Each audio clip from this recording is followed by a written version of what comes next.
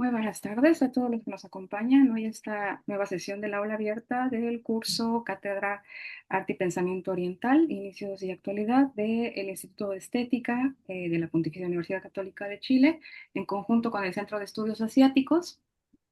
Y bueno, hoy es un gusto para mí tener con nosotros a Felipe Ríos Baeza, con quien he trabajado y tenido distintas charlas en relación a la literatura japonesa y nuestros inicios en la investigación en la literatura japonesa en realidad parten de este vínculo con ver a Murakami como este escritor un poco occidentalizado y bastante desacreditado en el Japón, ¿no? En relación a sus contemporáneos.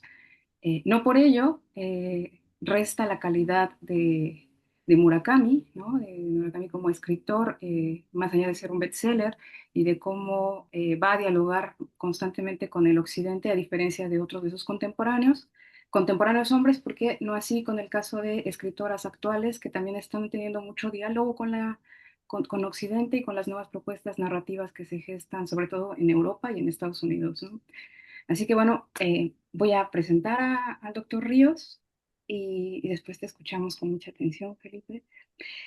Felipe Ríos Baeza es escritor y doctor en teoría de la literatura y literatura comparada.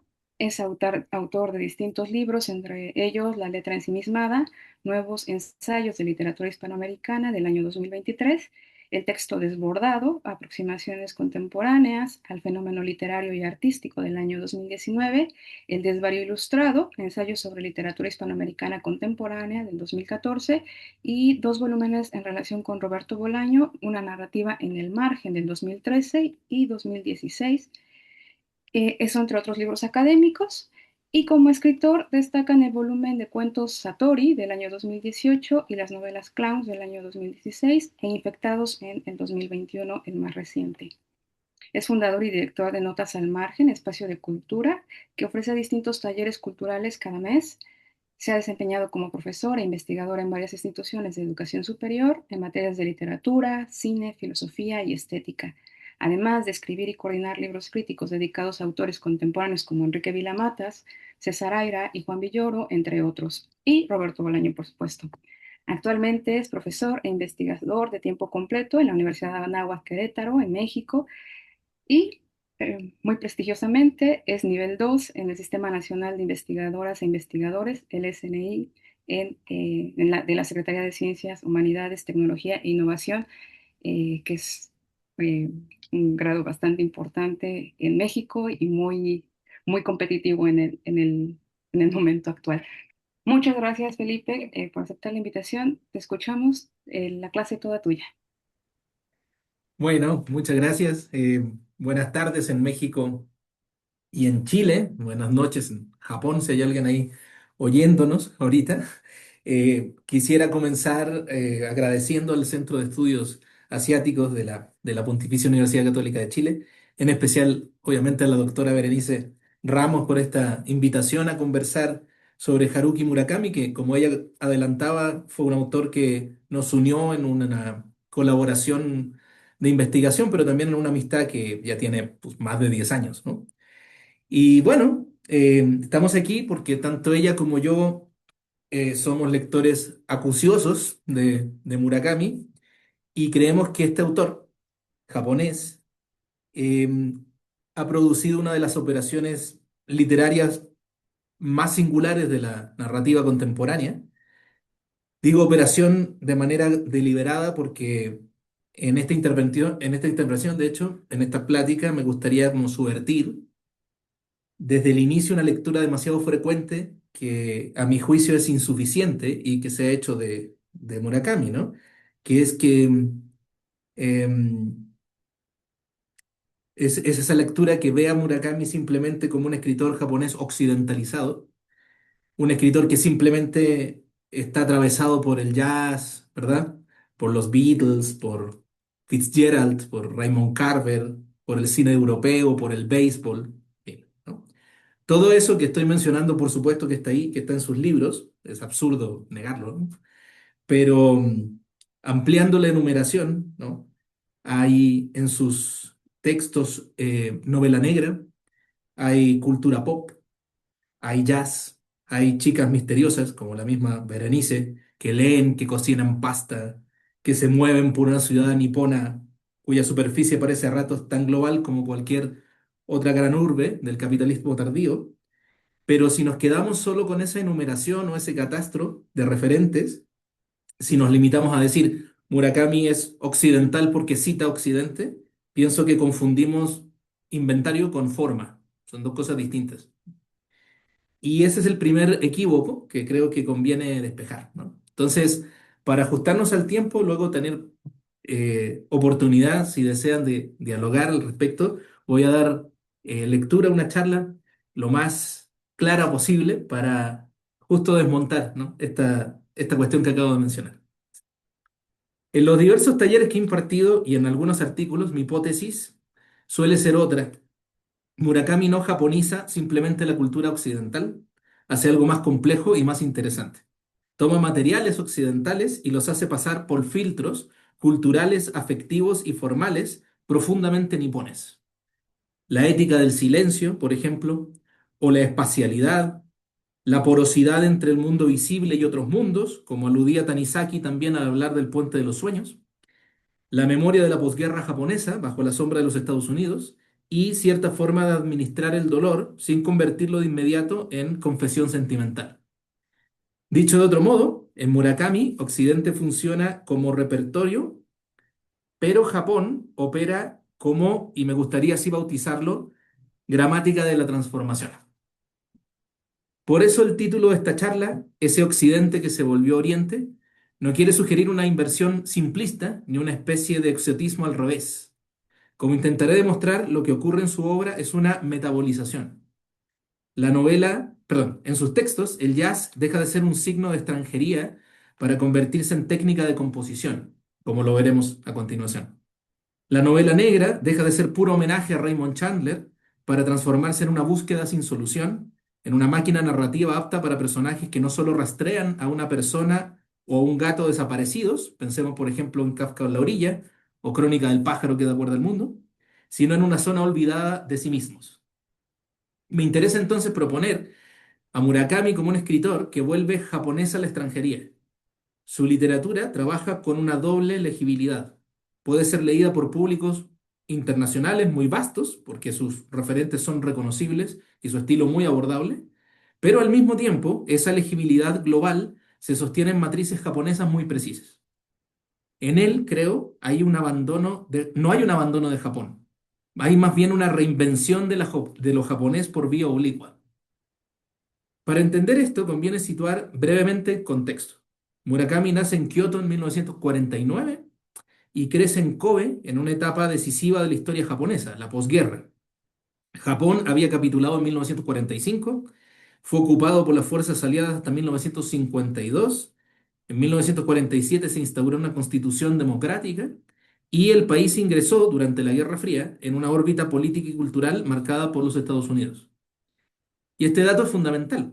En el Japón de Murakami, la cultura norteamericana no llega como una curiosidad decorativa, sino que es una presencia estructural.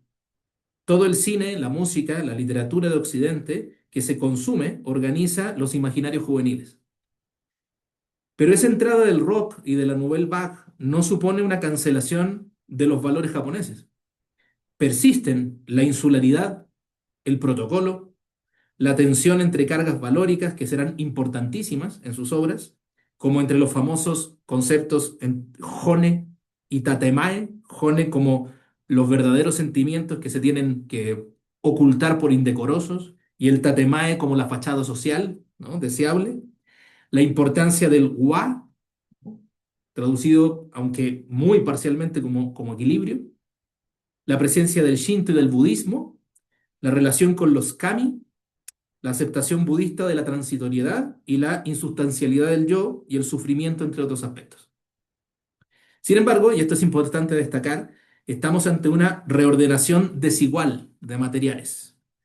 Rebecca Suter, en The Japanization of Modernity, ha dicho que precisamente esa zona de mediación entre Japón y Estados Unidos, características de Murakami, implica un caso típico de reorganización cultural de la modernidad. Matthew Tretzler, por su parte, ha insistido en que Murakami desplaza la oposición rígida entre literatura pura, en su país, y literatura popular, incorporando géneros y motivos que antes habrían parecido ajenos a cierto canon literario japonés. Y Jay Rubin, en Haruki Murakami and the Music of Words, parece entender que esa música no es solo un tema en sus novelas, sino es principio interno de su prosa.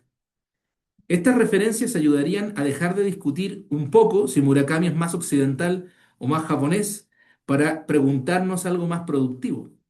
¿Qué operaciones hacen posible que una referencia occidental, al entrar en un sistema de escritura, salga transformada en otra cosa? La primera operación, quizá la más radical a mi juicio, tiene que ver con el idioma. Murakami ha contado muchas veces la escena fundacional de su vocación literaria. En 1978, mientras veía un partido de béisbol de los Yakult Swallows en el estadio Jingu, el golpe de la pelota contra el bate le produjo una repentina revelación. Quizás yo también puedo escribir una novela. ¿En de qué hablo cuando hablo de escribir? Murakami lo describe casi como algo que cae del cielo, una súbita aparición que le cambia la vida. Fue como agarrar con fuerza algo que caía del cielo despacio dando vueltas, escribe. Pero más importante que la revelación es lo que ocurre después. Murakami se siente a escribir, escucha la canción del viento y descubre que el japonés literario que tenía disponible no le sirve. Se siente atrapado por ideas preconcebidas de lo que debe ser una novela. Toma entonces una decisión insólita hasta cierto punto, pero que da pie a toda esta operación que estoy tratando de describir. Escribe primero en inglés, un inglés limitado en ese momento, y luego traduce ese material al japonés. Ese rodeo lo obliga a simplificar y redactar en frases cortas con un léxico común y con estructuras limpias. ¿En de qué hablo cuando hablo de escribir? Aparece una frase clave. Renuncio a escribir algo sofisticado. Me servía de las palabras más sencillas posibles para transmitir contenidos no tan sencillos. Ahí nace el estilo Murakami. El occidente más profundo de su literatura no es una cita, un disco, una marca o una referencia pop. Es una técnica de vaciamiento de la frase. Ese inglés le da, por un lado, distancia respecto a su propia lengua y por otro, le permite desautomatizar el japonés, forzarlo a respirar de otra manera. Algunos críticos han llamado a esto translationese, un juego de palabras entre translation y japonés, una especie de escritura con resonancias de traducción. Matatsugu Ono, por ejemplo, en un texto de 2020, ha sugerido que muchos lectores sintieron en esos primeros libros de Murakami un japonés de su tiempo, aunque hubiera sido atravesado por la experiencia de lo extranjero. Esto es determinante porque invierte la acusación habitual que ya Berenice comentaba de muchos de sus coetáneos o escritores japoneses anteriores. Lo que parece una desjaponización, crítica venida entre otros de Kenzaburo Oe, podría ser en realidad una manera de producir otro japonés literario, una lengua despojada, rítmica, aparentemente transparente. Otra vez, Murakami no abandona el japonés, lo obliga a pasar por el extranjero para encontrar una modulación propia. Por eso, al leerlo, uno tiene la impresión de una superficie sencilla que sin embargo esconde un trabajo muy controlado de ritmo, de pausa y de repetición. Y evidentemente con estos conceptos nos remite al tema de la estructura musical. Esta segunda operación va por ese lado. Murakami ha insistido en que la música occidental le enseñó a escribir. En una entrevista afirmó que en la música y en la ficción lo más elemental es el ritmo. Luego viene la melodía, entendida como la colocación adecuada de las palabras, y después la armonía. Finalmente, la improvisación libre. La fórmula es, en palabras suyas, Rhythm, Harmony and Free Improvisation. Esta idea me parece central porque entonces la música en Murakami no sería únicamente una referencia. O sea, los personajes no solamente oirían a Thelonious Monk, Duke Ellington, Art Tatum o los Beatles o a Nat King Cole. La música es el catalizador y responsable de la organización narrativa. ¿Qué hace el ritmo en la literatura y en la música si no es producir continuidad? La armonía distribuye motivos que vuelven. En su caso, ¿cuáles son los motivos que vuelven? Los gatos, los pozos, las llamadas telefónicas, las mujeres desaparecidas, los hoteles, los bares, los sueños, los espacios paralelos. La improvisación permite que el relato se desvíe sin romperse, es decir, que en cada libro abra pasadizos hacia zonas que no estaban anunciadas por la trama. En Murakami una novela puede comenzar con un gesto cotidiano, preparar la comida, contestar el teléfono, caminar por Kioto, y terminar conduciendo al lector hacia una región donde el mundo cotidiano ha perdido estabilidad. Pensemos, por ejemplo, lo que sucede al avanzar a pocas páginas en La ciudad y sus muros inciertos, uno de los últimos textos traducidos hasta el momento. En este punto me parece conveniente además unir el jazz con una sensibilidad muy japonesa, la del intervalo. Lo que el jazz le ofrece a Murakami es también trabajar la pausa, el espacio entre los acontecimientos. Allí podríamos pensar que el ma, el concepto japonés de ma, el de vacío o intervalo, ¿no? Más que una etiqueta decorativa, sería una forma de percibir que el vacío también compone. Porque si recordamos, sus personajes planchan camisas, nadan, leen, limpian la casa, y eso, que es aparentemente para nosotros como occidentales intrascendente, se carga de tensión. Esto es consabido y advertido por cualquiera de sus lectores. Sus relatos no se dirigen siempre hacia un clímax, sino hacia lograr determinados efectos. Aquí se toca algo fundamental de la tradición japonesa, pues no siempre prevalece la estructura triádica occidental. Esto es un lugar común ya, ¿no? Respecto a hablar a la literatura japonesa, es decir, la estructura organizada por planteamiento, conflicto, desenlace, ¿no? Pues, se, se deja de percibir, ¿no? Incluso desde muy anterior en la tradición japonesa. Ya en manifestaciones como el Genji Monogatari o el teatro no, el desenlace puede importar menos que el efecto sutil de una escena. Murakami aprende entonces de Occidente, pero su modo de administrar la intriga no siempre responde al modelo aristotélico occidental de resolución. Muchas de sus historias no se cierran ni explican, dejan, musicalmente hablando otra vez, resonando cosas. Esto se ve con enorme claridad en sus cuentos. En el prólogo de Sauce ciego, mujer dormida, por ejemplo, Murakami define el cuento como una especie de laboratorio experimental como novelista. También propone una imagen muy reveladora. Para mí escribir novelas es un reto. Escribir cuentos es un placer. Si escribir novelas es como plantar un bosque, entonces escribir cuentos se parece más a plantar un jardín. La imagen permite entender la diferencia de escala. En la novela, Murakami expande un sistema de túneles. En el cuento, concentra el enigma en una cámara muy reducida. Kino, en cuento incluido en Hombres sin Mujeres, que es quizá uno de los mejores ejemplos para pensar la transformación de Occidente en, y usando un término que casi parece chiste interno entre los investigadores chileno-mexicanos que hoy nos reunimos, japonería. A primera vista, el cuento, Kino, parece moverse en un universo muy occidentalizado. Un bar con jazz clásico, oloroso a whisky, una atmósfera noir, hombres pendencieros, una mujer misteriosa, etc. Pero el centro del cuento no está en ese decorado. El centro del cuento está en la manera en que en la manera en que el bar se convierte en proyección interior de Kino. Después de descubrir la infidelidad de su esposa, Kino no dramatiza, se retira, abre un bar, organiza un espacio donde pueda sostener una existencia que ha perdido peso y hondura. El relato lo formula con precisión. Lo único que a duras penas podía hacer era procurarse un lugar al que amarrar su corazón. Allí aparece la dimensión japonesa del relato. Por decirlo en términos tradicionales, Kino ha sostenido el tatemae, la forma externa, la compostura, pero ha reprimido el hone, el dolor verdadero. El silencio, chinmoku, es cortesía o equilibrio y se vuelve herida encapsulada. La calma aparente, que en una lectura superficial podría parecer fortaleza, es en realidad una forma de vaciamiento. Más adelante, cuando el orden del bar se altere, cuando desaparece la gata protectora y aparecen unas serpientes, lo que emerge es la verdad no sentida. El propio Kino termina reconociendo, no me dolió suficiente en su momento. Todo el cuento, por lo tanto, gira alrededor de esta frase. El problema es no haber podido sufrir todo lo que había que sufrir a tiempo. Ahora bien, ya que estamos hablando de gatos, aquí, allá, en todas partes, haciendo alusión a un clásico de los Beatles, la presencia de un gato para la literatura de Murakami es fundamental.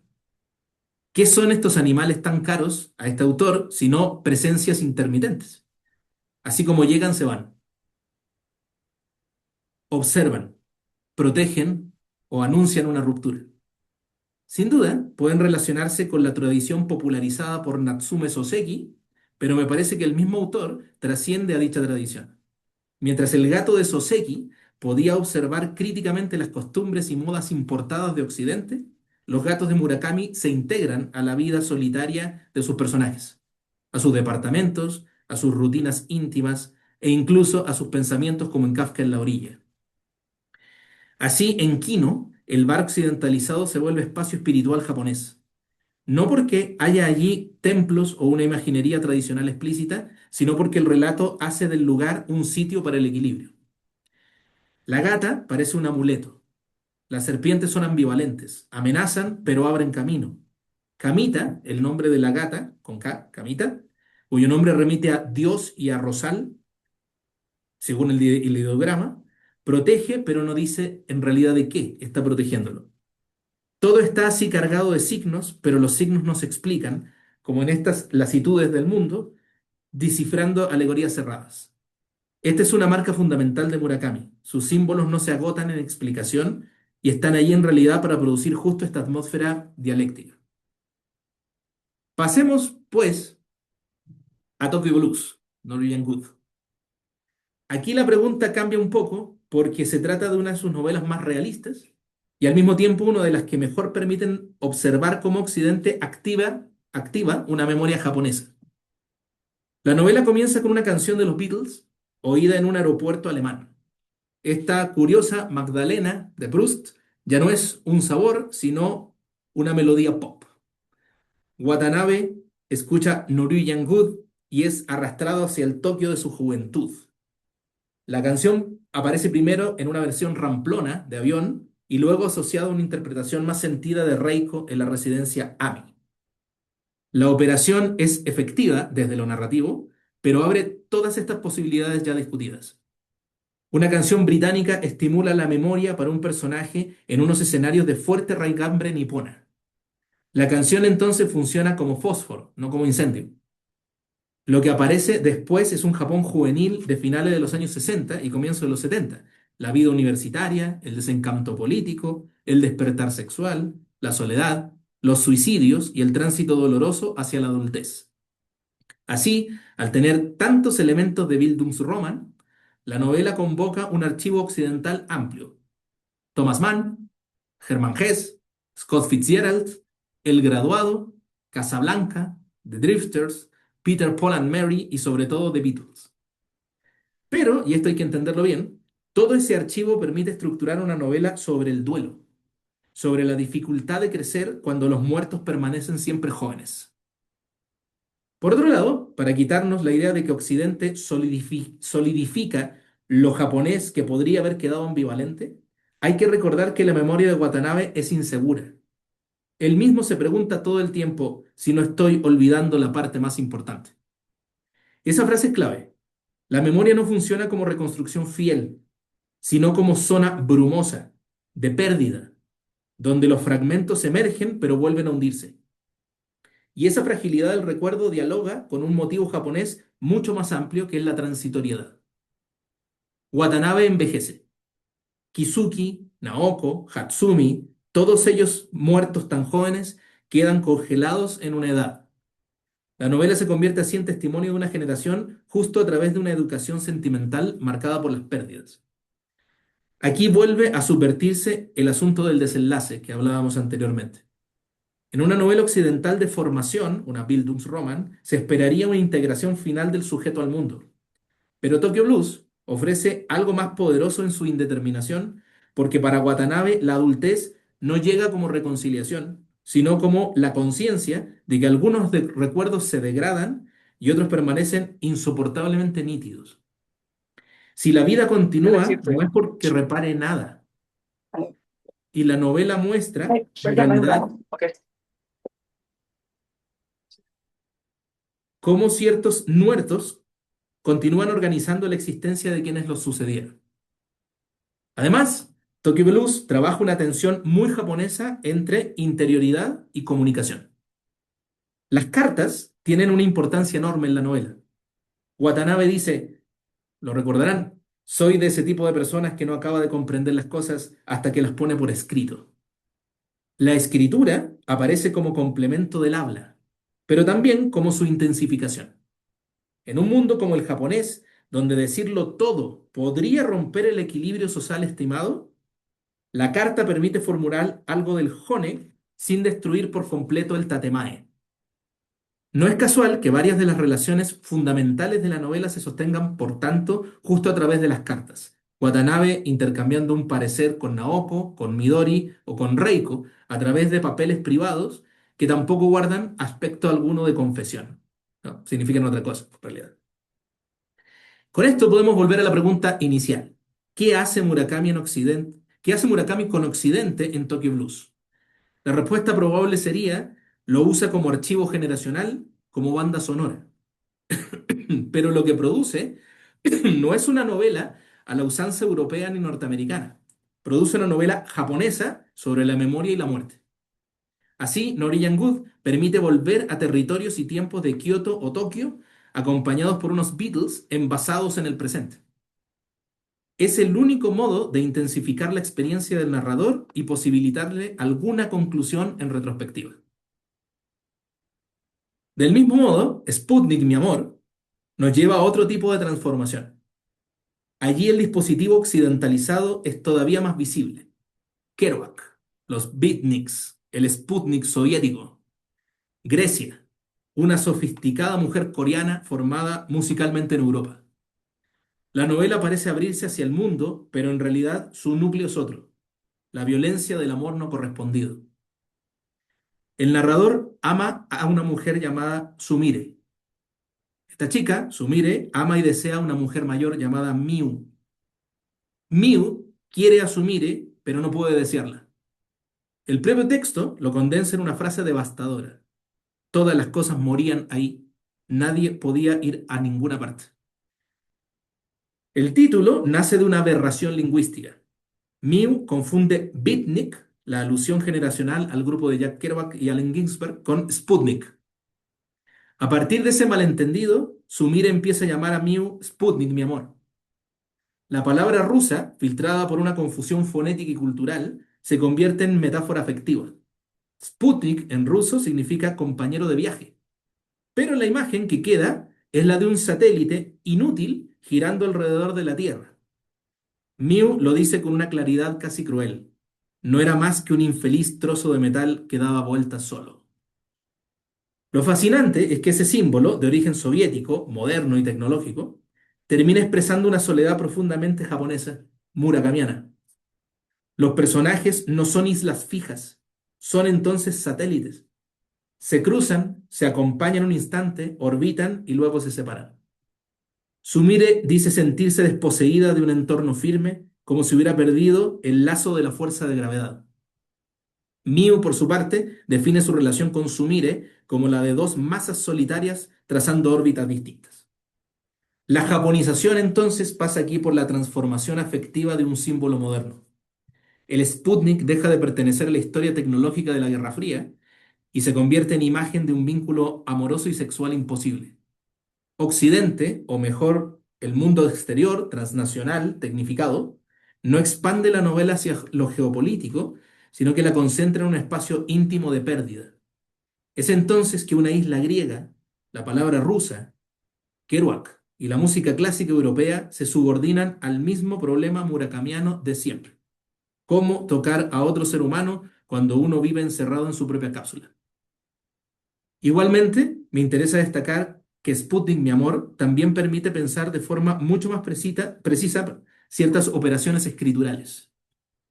Al inicio de la novela aparece una reflexión sobre construir una puerta con huesos y luego empaparla con sangre de perros para dotarla de poder mágico.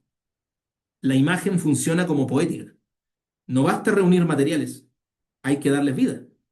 Una novela no nace de huesos bien ordenados. Necesita un bautismo energético vital que conecte ese mundo con el otro. Esa imagen podría valer para toda la obra de Murakami. Sus novelas están llenas de huesos occidentales, pero esos huesos por sí solos no bastan. La vida aparece cuando entran en contacto con otra cosa, con el mundo invisible, con el silencio, con el sueño, con el pozo, con el gato, con la pérdida del yo. Allí ocurre la transformación. Allí Occidente se vuelve Oriente. Pienso en este punto, el de la forma escritural, que conviene detenernos en dos autores importantes para él, que son Raymond Carver y Scott Fitzgerald. Dos nombres fundamentales porque además de leerlos con fruición, Murakami los tradujo al japonés. Esto importa muchísimo porque en su caso la traducción es también una forma de aprendizaje literario y también una forma de creación. Murakami ha dicho que traduce lo que le gusta leer. En una entrevista explicó que de Fitzgerald aprendió no solo un estilo, sino a way of looking at the world. Sobre Carver, la formulación es aún más íntima. Lo llamó su greatest literary comrade. Sin duda, el influjo de Carver resulta evidente en sus frases sobrias, en esa tensión que se deduce bajo la superficie y en ciertos finales abiertos. Pero Murakami no se limita a imitar el minimalismo carveriano. El procedimiento es otro. Injertar ese recurso en un mundo donde lo cotidiano puede abrirse hacia lo fantástico. Heraclea Castellón, por ejemplo, en la narrativa de Murakami del realismo fantástico Raymond Carver, del 2024, estudia precisamente ese tránsito permitido por las zonas de indeterminación que le enseñó el norteamericano a dejar al japonés en la misma estructura de un cuento. Por su parte, Naomi Matsuoka ha analizado también en Murakami Haruki and Raymond Carver de American Sin la relación entre ambos escritores, diciendo, y esto es importante para mi lectura, que Carver le da a Murakami una técnica de contención, pero Murakami la desplaza hacia otro tipo de preocupaciones. En Carver, lo no dicho suele ser social o conyugal. En Murakami, en cambio, lo no dicho es lo que abre pasadizos hacia lo metafísico. Fitzgerald le ofrece otra cosa, una elegancia melancólica, la conciencia de que el brillo y el bienestar en realidad encubren vacío. Murakami ha escrito la traducción de The Great Gatsby como una tarea personal y ha llegado a decir que traducir es an act of kindness. La frase permite pensar la traducción como una ética, hacer habitable una sensibilidad ajena sin desfigurarla. Y eso es lo que Murakami hace con Occidente en general. Más que reproducirlo, lo vuelve habitable en japonés, es decir, lo hospeda. Quizá donde mayormente se note Fitzgerald sea en el sur de la frontera al oeste del sol, pero como nostalgia íntima, como deseo tardío. Nat King Cole canta Pretend, si recordarán esa bellísima referencia en la novela. El personaje no entiende al principio la letra, pero la canción suena como un conjuro. Después descubre su sentido. Fingir felicidad cuando se está triste. Ese momento puede leerse como una dramatización de la tensión Hone Tatemae, realidad interior y máscara pública que han podido articularse mejor en la propuesta de Murakami gracias a la técnica fitzgeraldiana. Este ejemplo muestra exactamente el proceso que ha interesado subrayar en estos minutos. Una canción occidental entra como sonido, luego se vuelve sentido. Finalmente se transforma en clave cultural japonesa. Fingir felicidad cuando se está triste no es solo una frase pop. Puede leerse como la puesta en página de una ética social de la apariencia, del cuidado de la forma, de la administración del dolor para no incomodar al mundo. Occidente entrega la canción, Japón entrega el contexto afectivo y cultural que la vuelve aún más profunda. Algo semejante ocurre con la novela negra. Murakami adopta elementos del hard-boiled, búsquedas, encargos, desapariciones, pistas, pero en su propuesta la promesa central del género se vuelve otra cosa. Al respecto, puede verse el estupendo ensayo Asimilación y posmodernidad, el género negro en la literatura de Haruki Murakami, de Marcelo González Zúñiga, quien señala que si en Raymond Carver, el detective, perdón, en Raymond Chandler, el detective busca resolver un caso, incluso si el mundo permanece moralmente turbio, en Murakami la búsqueda casi nunca conduce a una solución estable o definitiva. El caso se convierte en laberinto y así la pesquisa externa revela una falta interna. A la casa del carnero salvaje, baila, baila, baila, el fin del mundo y un despiadado país de las maravillas, crónica del pájaro que da cuerda al mundo, todas estas obras toman algo de la estructura de la pesquisa policial occidental, pero la someten a otro régimen de expectativas. La pregunta deja de ser ¿quién lo hizo? O ¿dónde está la persona desaparecida? Para convertirse en ¿qué zona de la realidad se abrió? ¿Qué parte del yo quedó del otro lado?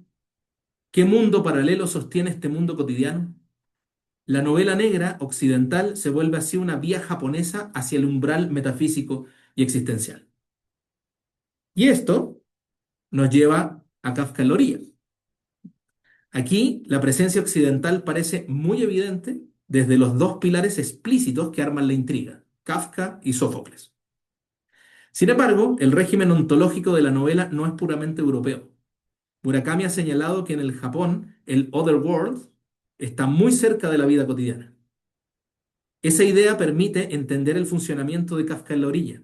Los gatos hablan, el bosque se abre a otra dimensión, una piedra permite el paso, los fantasmas coexisten con los vivos, la biblioteca opera como santuario secular y los sueños intervienen en la realidad. La crítica en español, en especial los ensayistas, en especial de ensayistas como Carlos Rubio y Heraclia Castellón, ha destacado que el universo fantástico de Murakami se alimenta de un imaginario japonés donde montañas, bosques, animales, agua, pozo y pasadizos tienen una densidad simbólica propia, los famosos kami. Esta sensibilidad permite que lo fantástico en Murakami no se presente como ruptura espectacular de la realidad, sino como una continuidad apenas desplazada. Por eso Kafka no elimina Japón. Más bien Kafka es absorbido por lo que llamaríamos una ontología japonesa del umbral. Igual que ocurre con IQ 1Q84, el nombre occidental opera como superficie de entrada. Es lo mismo que hemos venido viendo.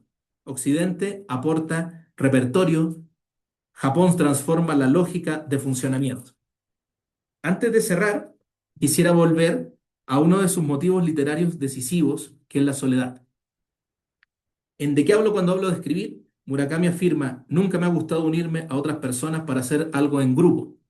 Y en otro momento sostiene, hay que escribir una novela para comprender verdaderamente la dimensión de la soledad. La soledad murakamiana no es simple aislamiento psicológico, es una condición formal. Sus narradores suelen ser hombres ensimismados, lectores, melómanos, sujetos que enuncian casi siempre desde una focalización limitada. Es decir, el lector no sabe más que ellos. Esa restricción, narratológicamente hablando, produce un efecto de parcialidad, pero también una ética narrativa. No puede haber una omnisciencia que lo explique todo. Hay experiencia fragmentada, zonas de sombra, reconstrucciones incompletas, todos elementos que desde Joyce, Proust y Faulkner son casi condición de posibilidad de la literatura contemporánea. A esa soledad se asocia la desaparición femenina.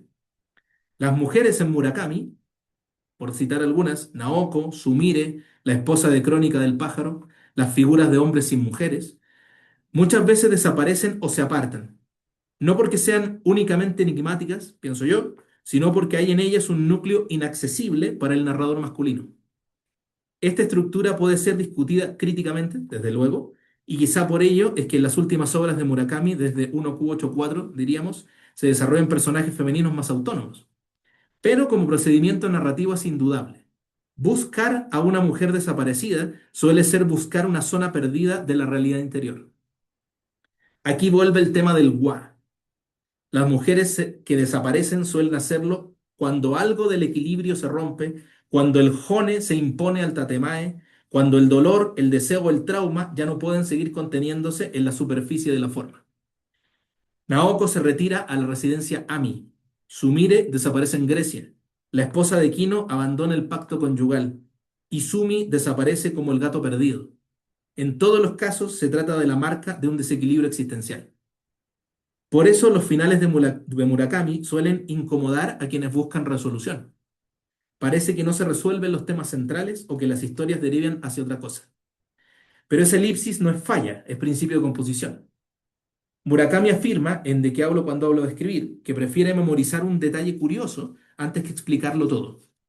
Y agrega que para escribir una novela no sirven tanto las conclusiones lógicas o las argumentaciones brillantes. Esta frase aplicada a su obra es una advertencia crítica.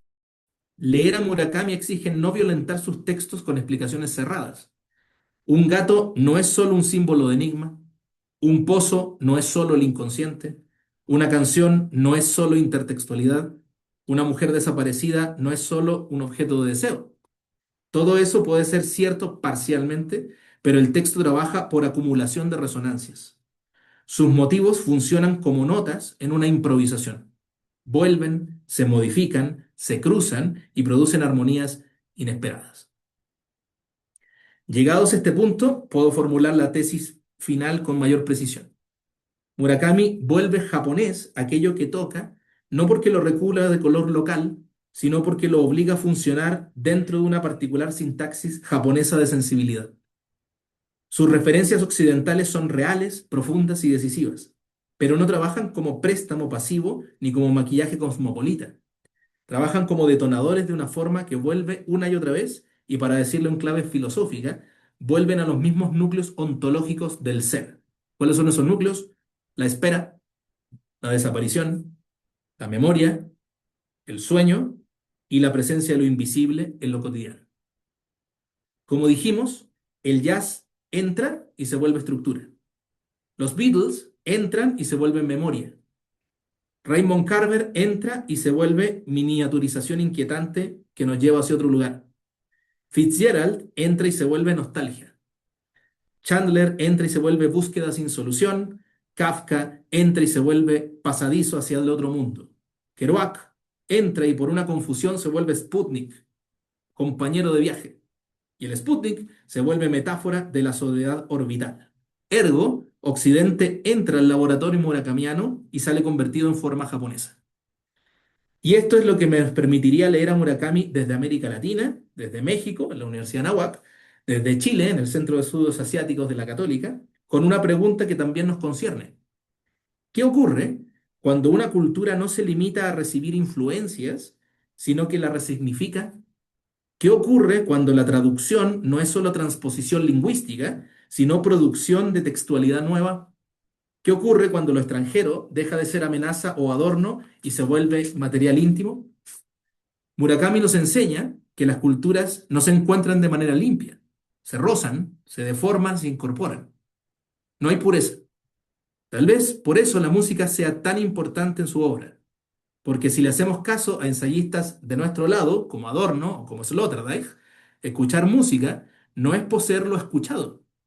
Escuchar es dejar que algo entre, que resuene y que encuentre otro ritmo dentro de uno.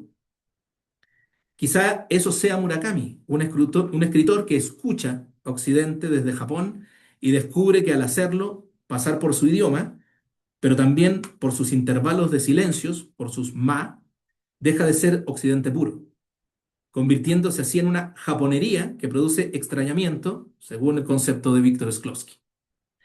Quizá por eso, cuando terminamos de leerlo, no sabemos del todo dónde se estuvo. En Tokio, en Grecia, en un bar de jazz, en una biblioteca, en un templo budista, en el interior de una canción de los Beatles, en una novela negra que olvidó resolver su crimen, en una traducción que ya no recuerda cuál era su lengua de origen. La respuesta probablemente haya que articularla murakamianamente.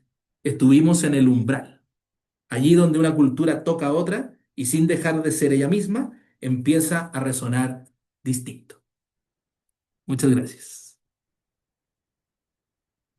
Muy amables por su atención. Muchas gracias, Felipe. Un cierre, perdón, me quedé un poco anonadada porque fue un cierre espectacular y efectivamente me quedé con las preguntas también latiendo, ¿no? Y pensando en muchos otros escritores y escritoras japonesas que también están en este umbral, como ahora lo describes, ¿no? Que ya no están escribiendo desde un estadio puro de lo japonés, ¿no? Sino en diálogo con Occidente, con tradiciones, principalmente observo que con la estadounidense, ¿no? E incluso ahora miraba un poco que estuve recién por allá, veía mucho interés, incluso que me pareció a mí sorprendente, por razones que no voy a decir en público, pero me pareció muy sorprendente que había un interés muy particular por la narrativa de Guadalupe Nettel, ¿no? Vaya. Que mira que me gusta, pero sí que no la consideraría un referente, el mejor referente de Latinoamérica. ¿No? Sin embargo, el interés por Guadalupe Nettel es bastante importante y escritoras japonesas ahora están leyendo a Nettel y están escribiendo a ese modo, ¿no? Pero ¿de qué manera están escribiendo eso? Están leyendo Latinoamérica? ¿Están leyendo México? ¿Están leyendo lo que también Nettel en su momento leyó de las primeras narradoras japonesas más tradicionales y lo reapropió a la narrativa mexicana? Es como eh, estos vaivenes de los que tú hablas, ¿no? O sea, hay una interrelación que en realidad está jugando ya todo el tiempo, ¿no? Se está moviendo y sobre todo que lo vamos a pensar en términos de literatura global, ¿no? O sea, esta mundialización de la literatura, ¿no? Ya que un poco nos ha rebasado en términos de análisis, ¿no? O sea, porque está ocurriendo de manera tan rápida, ¿no? Que a veces no nos estamos deteniendo en realidad a observar y analizar, a teorizar, a criticar qué está ocurriendo con este fenómeno, ¿no? Eh, ¿Qué está pasando? ¿No? Y que anteriormente no estaba involucrado como de esa manera, ¿no? O sea, anteriormente llegar a estas narrativas era bastante lento el circuito de traducción, ¿no? Muy lento. O sea, de los primeros trabajos en traducción de literatura japonesa precisamente fue Haruki Murakami. Fue de los primeros que se comenzó a leer, no porque no estuvieran los otros, sino porque no había una traducción al español, o de hecho no había una traducción al inglés, porque incluso Murakami primero se traduce al inglés y luego del inglés al español, ¿no? Ahora ha variado un poco, pero sí que nos costó un poco llegar como a esas tradiciones asiáticas, ¿no? La tradición japonesa, a la China incluso después del Nobel que se le da a Moyan, ¿no? Y ahora la coreana, que también tiene que ver con una ola mediática y capitalista que también es un poco eh, extraña lo que está sucediendo en el caso de Corea, ¿no?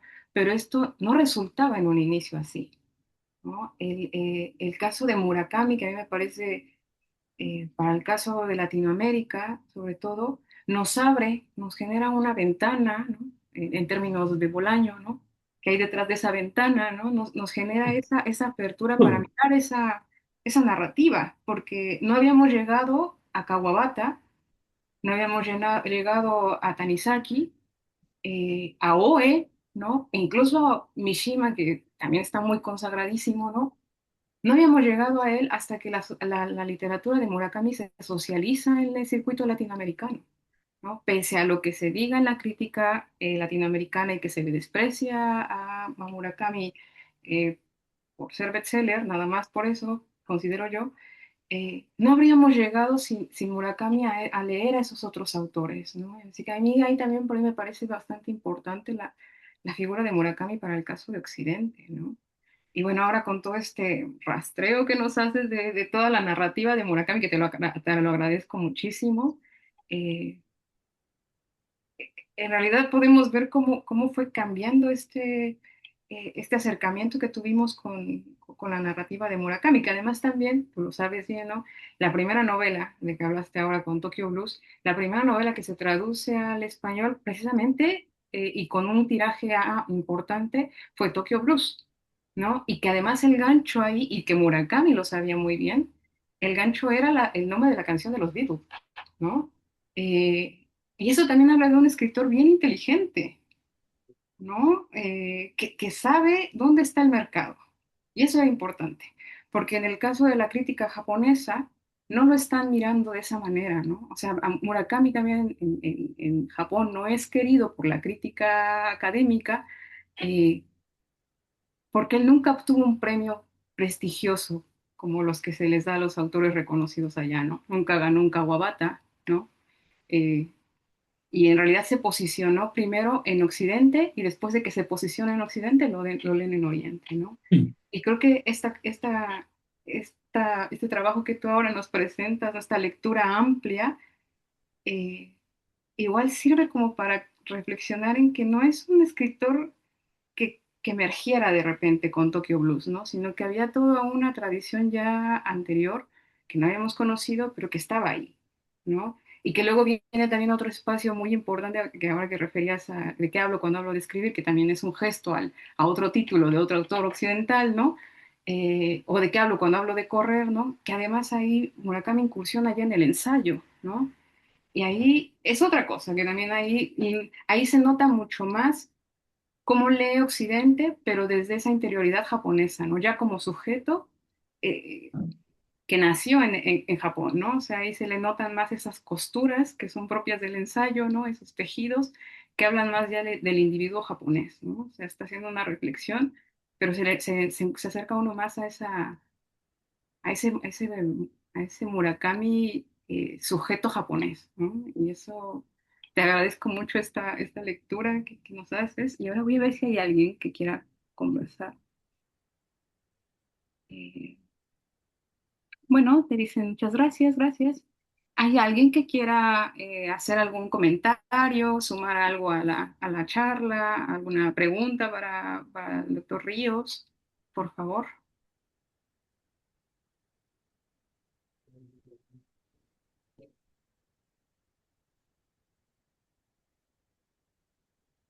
Sí, Javiera. Ahora sí, ¿me escuchan?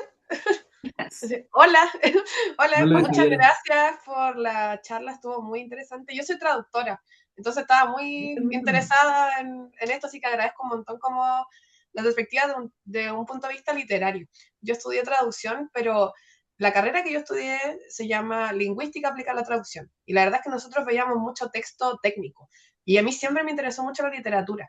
Entonces, a pesar de que yo elegí la mención en japonés del idioma, pocas veces me ha tocado traducir textos literarios, son cosas como más técnicas, como de manuales, noticias, textos científicos, cosas así. Entonces, es muy enriquecedor venir acá y escuchar todo lo que está presente en la literatura, porque al final tomar en cuenta todos esos elementos ayuda a que se entienda también de dónde viene toda esta, ¿cómo se llama esto? Como, no es una ola, pero es como una reflexión quizás que tenemos o una opinión que tenemos sobre Murakami en Occidente, que muchas veces yo creo que está permeada por otras personas y hay gente que opina y no la ha leído nunca y también no saben como qué hay detrás y que, no sé, por ejemplo, yo digo que me gusta la literatura asiática en general, como que estoy muy abierta a leer todo porque yo creo que si a uno le gusta la cultura japonesa, inevitablemente uno se, ya, ¿y por qué esto es así? Te metes en la historia y vas viendo Corea, vas viendo China, vas viendo un montón de otras cosas, y uno se va dando cuenta que hay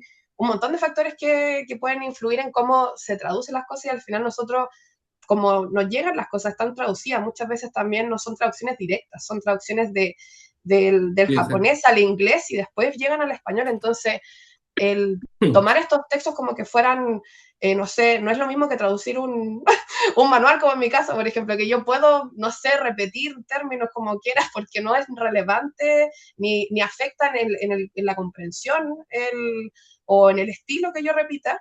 Y aquí no, porque aquí todos los símbolos, las metáforas que están en los textos van representando ciertas cosas y reflejan un poco lo que es la como cosmovisión de Murakami. Entonces, me pareció muy interesante, sobre todo el ejercicio que nombraba al principio, que era el ejercicio que hacía él de escribir primero en inglés para simplificar y alejarse un poco del estilo y encontrar su propia como voz.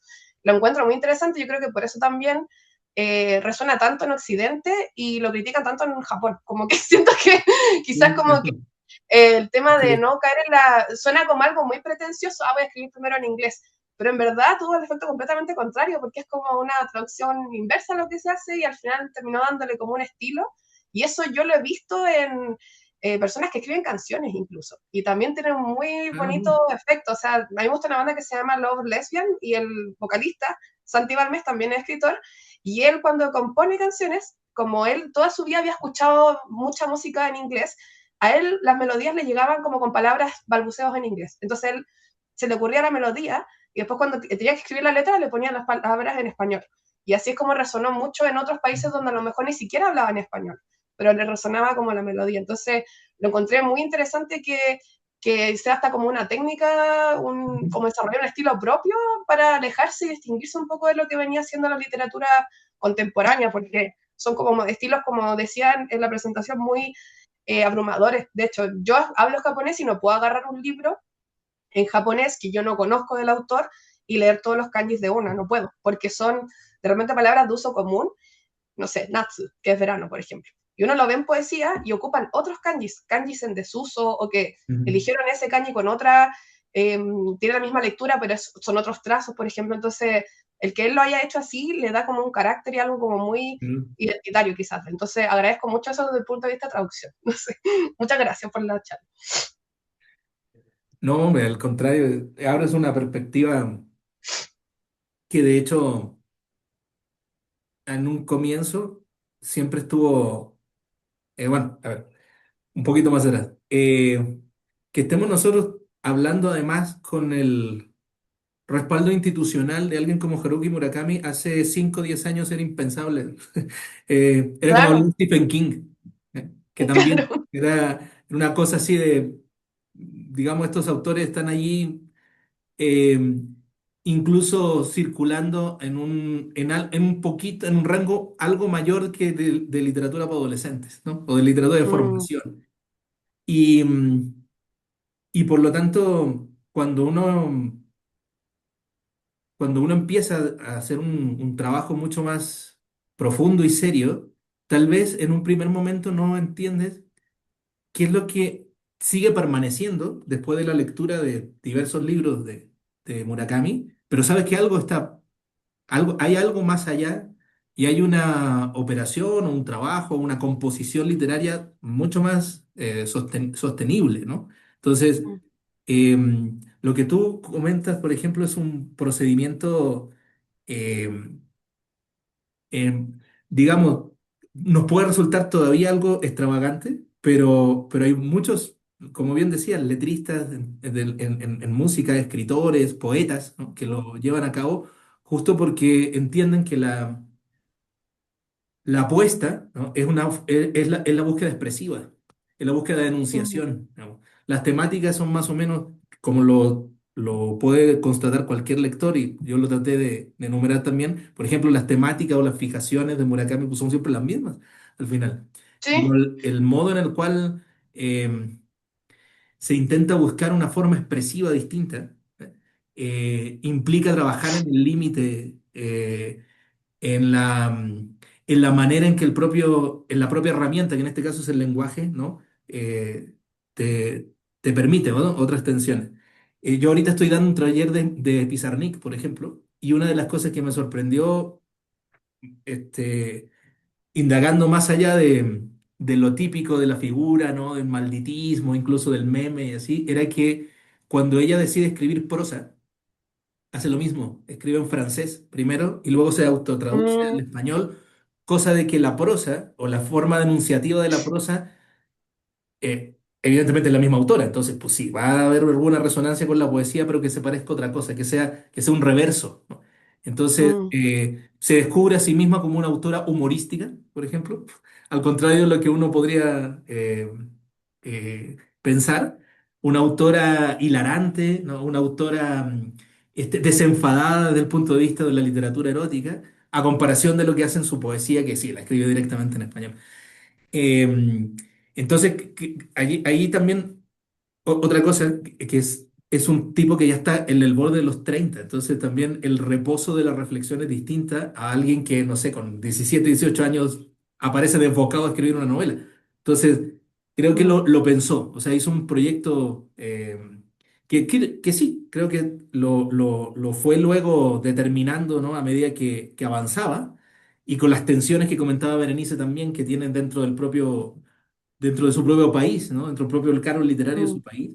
Pero esto de escribir primero en inglés para buscar una forma que se alejara de un japonés literario que a él le parecía, estas son visiones de él, ¿no?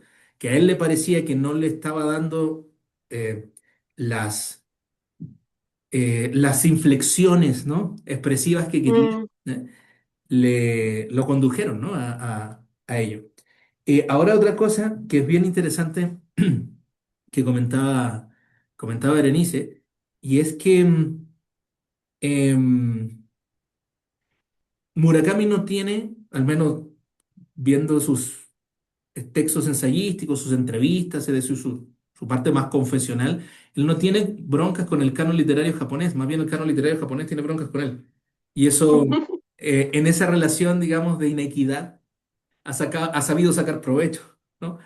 Em, Este, si lo institucional, lo consagrado, lo tradicionalista, no encuentro cabida aquí, bueno, empiezo a buscar, armar, y esto es bien interesante para cualquier autor de su estatura, piensa en cualquier autor, cualquiera, de cualquier parte, y es que si es que no tengo cabida en ese canon que establece por la crítica, la academia y todo, armo un canon o quiero que mi nombre y mis temáticas aparezcan al lado de otros, ¿no? Autores. mm, ¿Ah? Em, todos los autores que terminan al final imponiendo un mundo ficcional propio que compite con el mundo de la vida cotidiana, creo que hay una deliberada elección al lado de quién quieren ser leídos. Es como decir, va a sonar mm, súper vanidoso y todo, pero los libros de Murakami, ¿no? Así como los libros de Borges en su momento, de Bolaño, mm, quieren estar en la estantería al lado de qué otros libros, ¿no? Y no mm, necesariamente en orden alfabético. Entonces, mm, eh, supongo, ¿no? Por nombrar un ejemplo muy sencillo. O sea, ¿por qué Borges en los ensayos, en sus ensayos, menciona todo el tiempo a Stevenson, Chesterton, ¿no? Este, bueno, obviamente Miguel Casares, ¿no? Porque quiere ser leído bajo esa idea, ¿no? mm, Bueno, y obviamente Hernández, pero no toma en cuenta otros autores de la tradición de su propio país porque ve que está haciendo otra cosa, ¿no? Y que también no va a claro. ser recibido, y este asunto te lo comentaba Berenice, el tema de la recepción de la crítica de los lectores ante un proyecto que sabe que está abriendo cuestiones que va a tardar en ser asimilados, ¿no? Mm, Eh, eso por un lado. Por otro lado, yo estuve hace un año en Chile y conversábamos con Berenice. Ella me contaba que, bueno, pues ella ha estado varias veces en Japón y ha estado en el Japón profundo de meterse a las librerías y indagar allí. Y me contaba que las estanterías, sí me lo contaste tú, ¿no? Que las estanterías de, decía, literatura latinoamericana, al principio estaba García Márquez. A García sí. Márquez, lo que ellos consideran o lo que ellos han asimilado que es pues la gran tradición, ¿no? Y después, y esto fue ya parte como del orden literario mundial, el relevo fue Bolaño, ¿no? Entonces, el autor latinoamericano que había que traducir ya no era García Márquez, o bien al lado de García Márquez, ponemos Bolaño. Y ahorita que dices lo de Guadalupe Nettel me llama muchísimo la atención, porque creo yo, no lo he teorizado ni lo he estudiado tanto, pero intuyo que puede ser por lo siguiente. Una es la literatura escrita por mujeres, que ahí también responde a un tema de nuevo orden mundial literario, digamos, ¿no? Pero además pensemos, Harumi Kawakami, ¿no? Mm. Bueno, Banana Yoshimoto ya tiene su trayectoria. Mieko, Mieko ¿Eh? Kawakami también. Mieko Kawakami Miego también. Sí, Que uy. también es como que tiene una Exacto, entrevista ahí con Murakami muy buena. Tiene una entrevista. exactamente. Bueno, Sí, es sí. lo que decía Berenice, que ellas ya lo consideran, digamos, ¿no? Un referente, ya es el hermano mayor que nos abrió camino de alguna forma, pero dice, nos leemos entre nosotras. Ajá, y luego, ¿qué otras literaturas hay? ¿Qué otras estudiantes estadounidenses que trabajen, creo, y este es el tema de la literatura breve, de la novela, ¿no? De lo fragmentario? Y no, o sea, me sorprende, pero no, me sorprende en términos literarios, No me sorprende en términos de manejo o de maniobra editorial que sea Nettel, ¿no? Nettel tiene un texto que se llama Pétalos, una colección que llama Pétalos, que no, no sé si es la que viste tú ahí en la librería japonesa, Está pero traducido es... todo, incluso la ¿Eh? última novela. Ah, de todo. Ah, ok. Y todo, incluso te Ah, digo la ok. última novela, La hija única, que es la Ok. última novela de Nettel. Sí, porque Traducido. son, ajá, son estas preocupaciones que incluso pueden hacerse universal. No, no estoy diciendo obviamente que Nettel no tenga una idiosincrasia mexicana, ¿no? Como tal, pero hay ciertos gestos, es como Bellatín también. Yo estuve en la Católica el año pasado hablando de Bellatín, que no es que nosotros no podamos ver allí un escritor mexicano, pues, ¿no? Latinoamericano, pero él mismo está haciendo o está poniendo, digamos, está instalando ciertas temáticas para abrirlas hacia otros circuitos lectores. Entonces creo que es deliberado lo que Berenice decía de titular Norwegian Wood, ¿no? Además de que desde mi punto de vista es irrenunciable si quieres ser leído, ¿no? Eh, implica también haber entendido, y esto lo cuenta el mismo Murakami en sus memorias, ¿no? Haber entendido que no iba a tener demasiado alcance en el circuito japonés inmediato, ¿no? Y que se tenía que abrir otra parte, ¿no? Entonces, bueno, creo que estamos, quizás hace 5 o 10 años podríamos haber estado pensando que era un autor que estaba recién articulando su consagración. Para mí es un autor ya consagrado, ya está instalado allí. eh, esta misma invitación que vuelvo a agradecer, ¿no? Confirma la serie de intereses que suscita su literatura, más allá de la fascinación, obviamente, que provoca inmediatamente abrir un libro de él. Eh, y creo que entra también, ha entrado, ¿no? A significar una figura como las que nombré de nuestras latitudes, ¿no? Pues Borges, Paz, Bolaño, en fin, como alguien que al final quedó, ¿no? Como alguien que va a quedar. Eh, y terminaría con una cosa que no me resisto a decir, a no decirla, que es lo que estaba comentando Javiera también, que es muchas de las obras de Kawabata y de Mishima, ¿verdad? De Akutagawa, que le encantaba a Borges, ¿no? Nos llegaron traducidas o del francés o del inglés, ¿no? Y la recepción, y esto es interesante, porque la recepción de la literatura asiática vino primero por el lado de la poesía. Es decir, se tradujo mucha poesía en un comienzo y luego ya narrativa.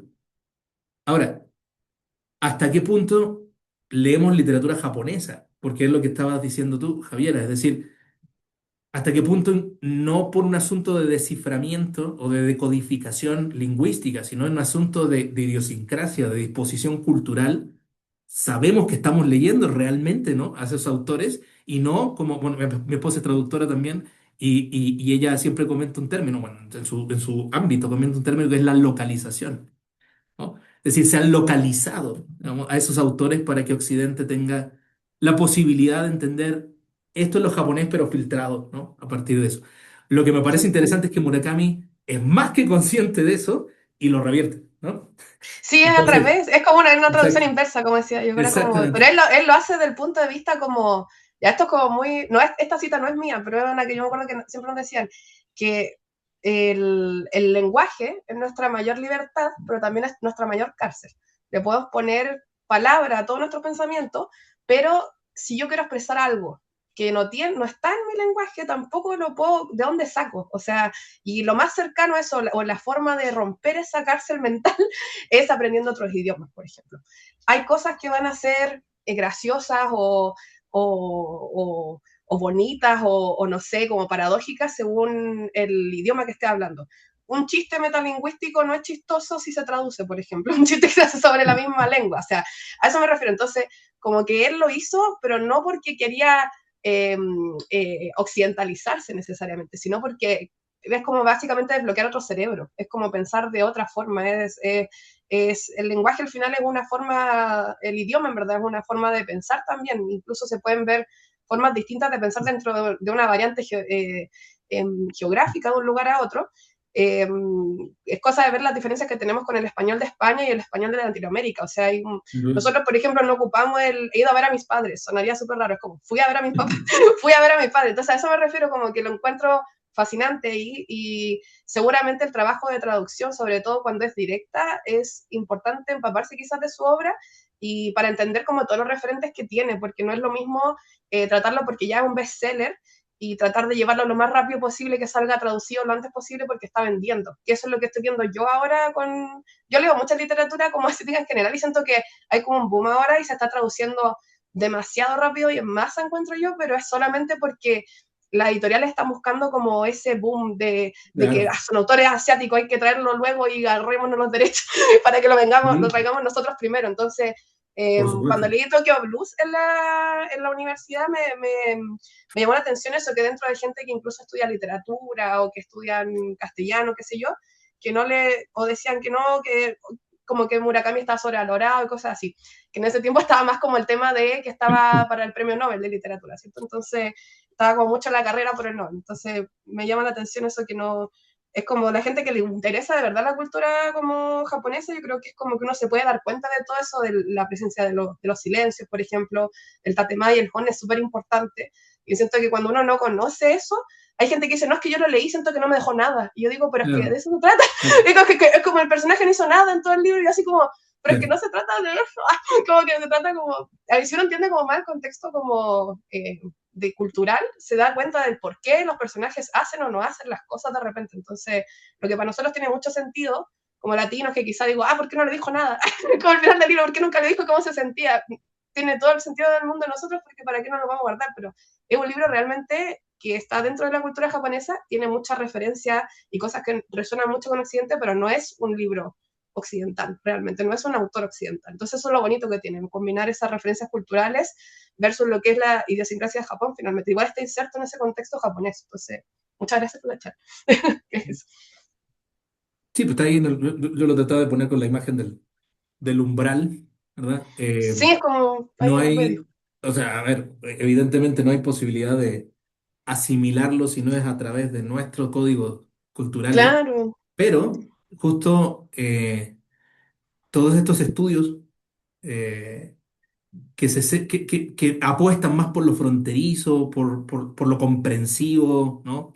No me atrevo a decir lo hermenéutico es muy occidental, ¿no? Para este tipo de recepciones, intentan, eh, apuestan más bien por la relectura, es decir, yo ya leí un autor japonés, pero lo leí desde unas condiciones que probablemente no sean las más adecuadas para una comprensión. Entonces, necesito, como bien decía, por ejemplo, un mínimo esquema que tiene que ver con esto de, eh, está la literatura, por poner un asunto, y a mí me pareció muy singular desde el primer momento en que también leí Tokyo Blues. Para nosotros la carta es, es como el soporte confesional por excelencia, ¿no? No tanto como un diario, pero el diario probablemente sea el soporte confesional por excelencia, pero la carta, pues está más o menos ahí. Pero la carta para personajes en Japón, en donde incluso, ¿no? Algo que yo pueda poner en la carta puede ser indecoroso o puede traer desequilibrio al otro, ¿eh? ¿Lo ves? Si tenemos ese esquema, entonces podemos comprender mucho mejor por qué algunas cuestiones quedan, como decíamos, en este vacío, de este intervalo, ¿ah?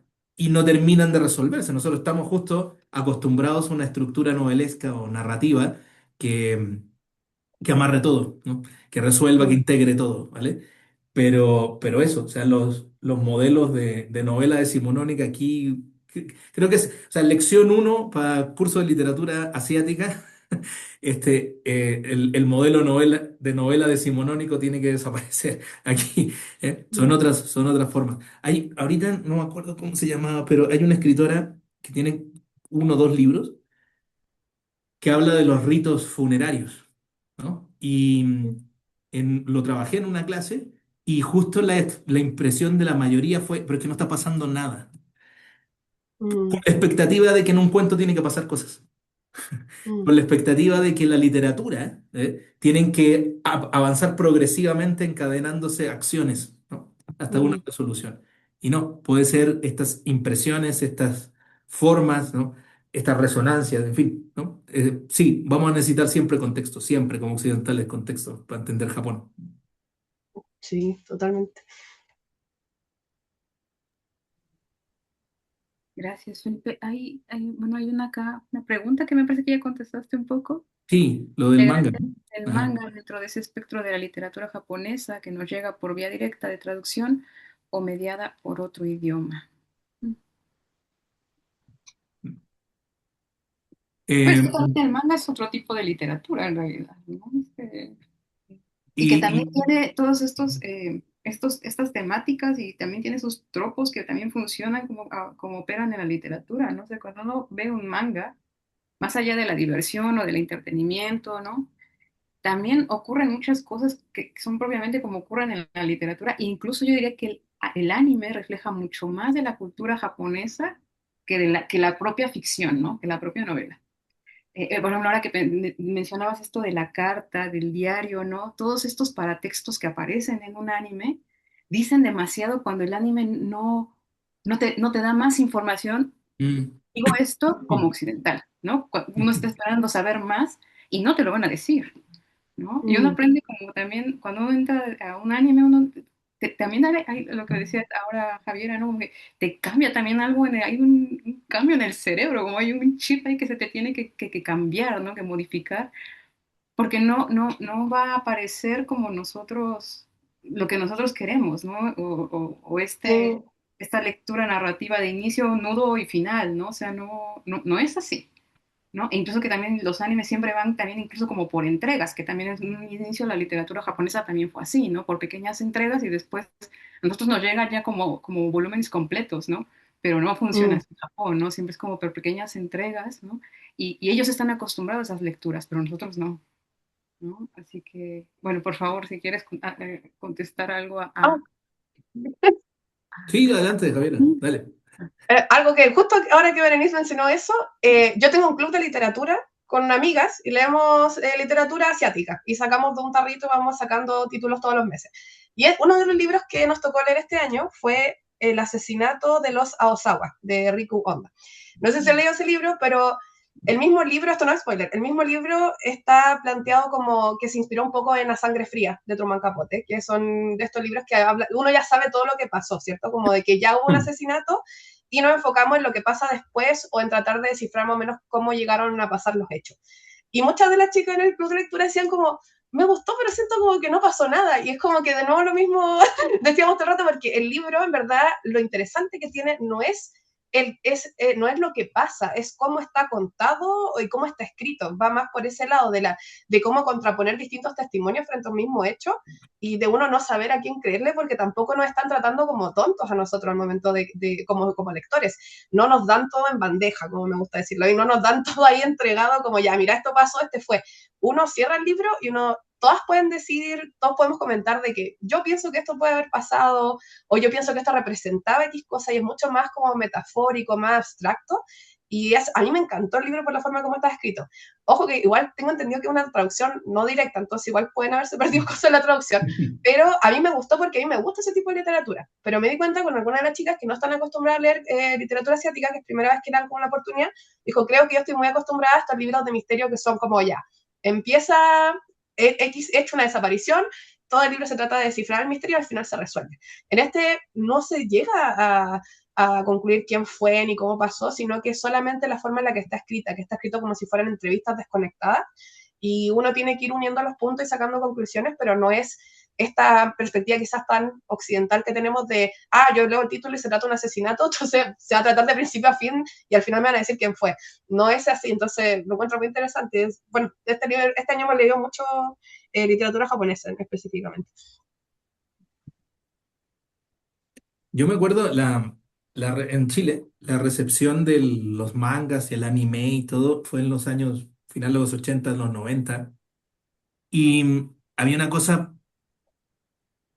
o sea, el atractivo que tenía era, supongo que también al ser un país que veníamos saliendo de un periodo, digamos, en donde estas cuestiones, había menos consumo cultural de otras partes, ¿no? Y estamos un poco más censurados en muchas cosas.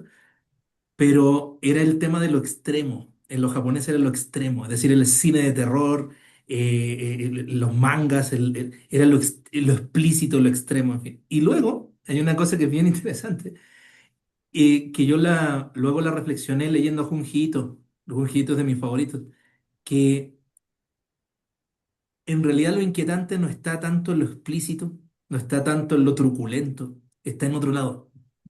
Mm.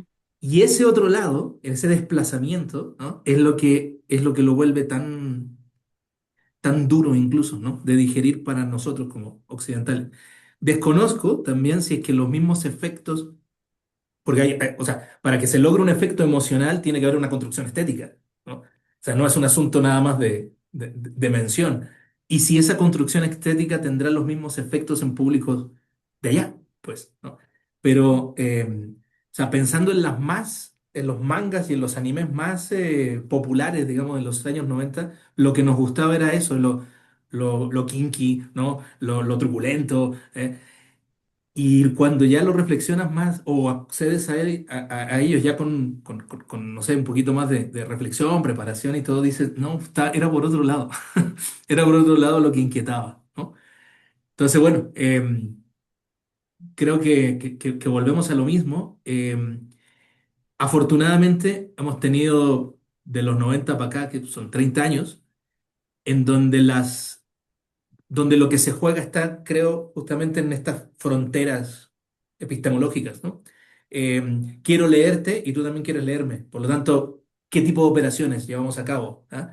Eh, Dentro de nuestras propias academias, qué tensión, bueno, primero, qué prejuicios romper, pero qué tensiones también resolver para que tengamos recepciones, ¿no? De otra naturaleza. Ahora, quizás, no lo sé, ¿no? Si nos aventuramos, sí, coincido completamente de que, o sea, cosa que parece por servilleta que escribe Murakami, pues la traducen por un asunto comercial, ¿no? Es un autor que vende, ¿no? Pero quizás, ¿no? En el futuro puedan salir ediciones críticas con traducciones directas, con traductores mucho mejor preparados, incluso en términos culturales, y quién sabe, a lo mejor el Tokyo Blues crítico en 30 años no era el Tokyo Blues que leímos. No, esto ha pasado siempre, ¿no? Cuando se hacen unas traducciones mucho más acabadas, digamos, o más reposadas, te das cuenta que no era la primera. Piensa, por ejemplo, o sea, por decirlo así, piensa en Poe, ¿no? O sea, las primeras traducciones que se hacen de Poe, tú lo lees y lees las traducciones de ahora, que son mucho más, no voy a decir que exactas, ¿vale? Pero sí mucho más acordes, digamos, ¿no? No solamente al texto en términos formales, ¿no? Sino a lo que él quería producir. Te das cuenta que era otra cosa, ¿no? Entonces, bueno, supongo que ocurrirá lo mismo y esperemos verlo, porque me interesa ese fenómeno, me interesa mucho. Muy bien, Muchas gracias, Felipe. no, al contrario. No, Bueno, creo que nos pasamos ya bastante del tiempo. Disculpa, Felipe, pero no, no, no, al contrario. te ofrezco disculpas a ti, pero No, no, eh, no, encantado, como siempre. no, yo también, y bueno, los que seguimos aquí, yo creo que también. Pero bueno, no sé si quieras agregar algo más para finalizar. No, bueno, a sus órdenes, si desean que charlemos un poquito más, ¿no?